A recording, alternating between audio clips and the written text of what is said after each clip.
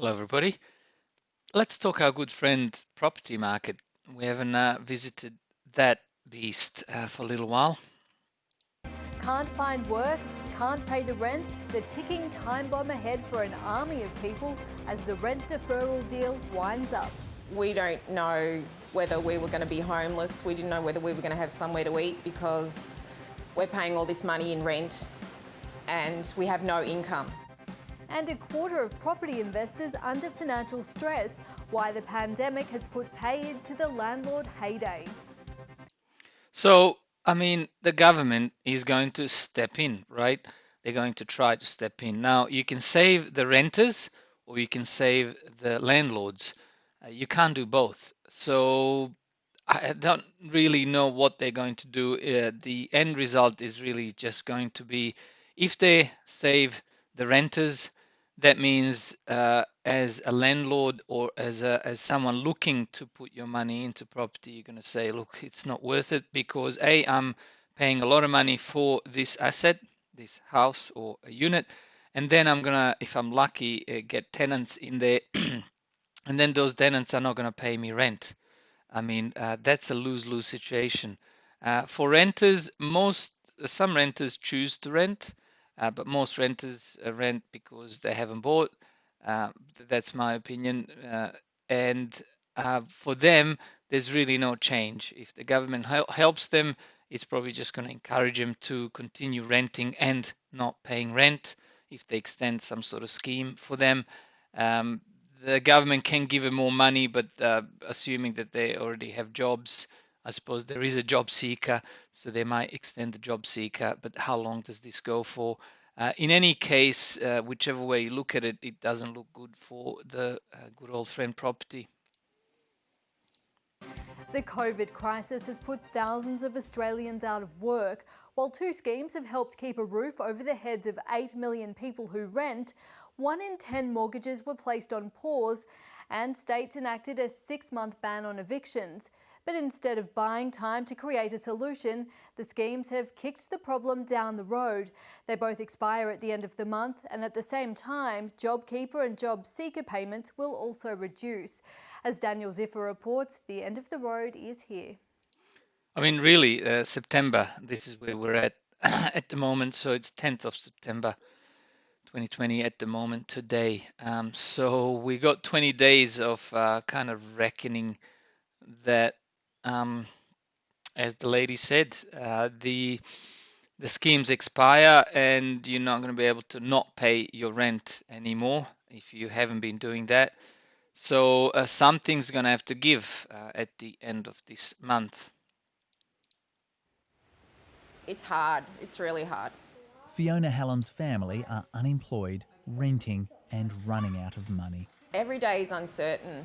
We don't know whether we were going to be homeless. We didn't know whether we were going to have somewhere to eat because we're paying all this money in rent. When COVID hit in March, the roof started falling in for renters and landlords. It was propped up when banks offered to pause interest payments on mortgages, and states and territories enacted a broad ban on evictions. That's another thing. It was only a pause. See, I think this was out there for 6 months now, that if you are a landlord, you don't get your rent. It's not a pause in rent that somebody's going to have to catch up to. No, it's a pause. You're not getting the rent from your tenant, where the banks weren't let off the hook. Or, they were saved by telling them, hey, if you just pause for people not to have to pay, they'll have to catch up to those payments.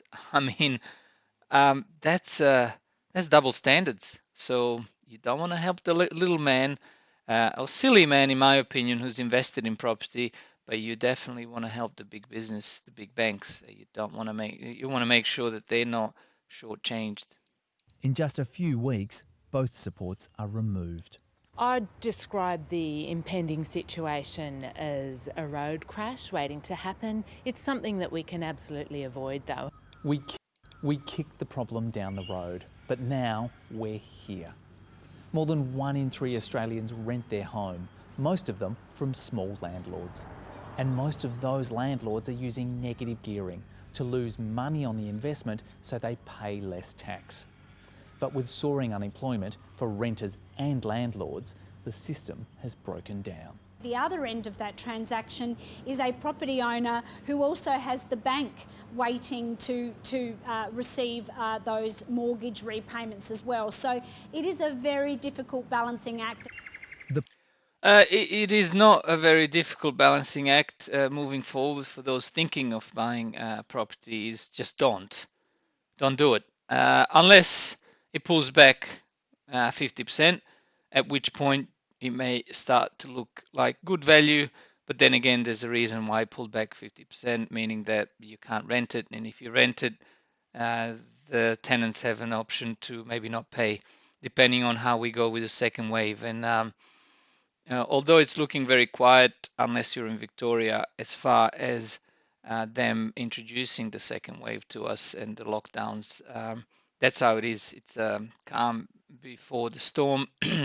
I think there's been some subtle and subconscious type communication from some of these unelected officials like the Gates, who have pretty much told us that there's going to be the next one and it'll be bigger than any other. So if that's the case, how do we know? I mean, then you'll never buy anything. But you know, if it happens, it'll happen before the end of this year. So we'll find out soon. So I wouldn't be parting with $1 million or borrowing $1 million from a bank to get into some asset that is on shaky ground at the moment. Too much uncertainty, and the government has actually used all the ammo as far as the stimulus to prop up these markets. And this next segment is not going to surprise you. The property industry says it's time to lift the ban on evictions, but it won't be easy. We are going to see some continued pain for both tenants and landlords as we move forward. What we can see is this double vulnerability of renters struggling in the private rental market and private landlords as well, struggling when they lose that source of income. Good afternoon, ladies and gentlemen. Welcome to today's auction. It's a wicked problem, exacerbated by our tax system boosting the cost of housing by encouraging small investors to plough their money into property. So, congratulations. Unfortunately, we've tried to deal with the housing problems in Australia by leaving it to the market with the idea that somehow the market could sort things out. No, we didn't leave it to the market. You are wrong. I'm sorry. If we left it to the market, you wouldn't have a preferential treatment to the tax benefits when it comes to negative gearing for the property, where when you buy property and you lose money on it, you can offset it against your income tax. Where if you buy shares and lose money on it, you cannot offset it against your income tax. You only can offset it, as it should be, against any of the wins that you had in the stock market, where it's completely preferential. It wasn't left to the markets. You are a academic person who probably doesn't have much real world experience. You can sit and give lectures and call it the market, but it's not the market. You have not been in that market. You've just been theorizing of that market, and your theory is completely wrong. This property market has not been left to the market. It's been completely manipulated by unfair tax preferential treatment of the quote-unquote property investors, who are now, by the way, holding the bag. Unfortunately, we've tried to deal with the housing problems in Australia by leaving it to the market with the idea that somehow the market could sort things out. 6 months. No. Maybe now they're going to leave it to the market. I don't normally use my channel, but I didn't know what was going to be said here, but no untruer words have been told before. But maybe this time they're going to leave it to the markets, and we'll see where it ends. And it won't look pretty if they leave it to the markets, if they stop manipulating the property to the upside. 6 months was enough time for governments, banks, landlords and renters to work out a solution. But we blew it. Now, the carnage. And the final but very important segment for today, I'm going to leave the link for the full interview that's coming up, but this is the preview. The pandemic has wiped out the appeal of property investing, according to Martin North, the principal of Digital Finance Analytics.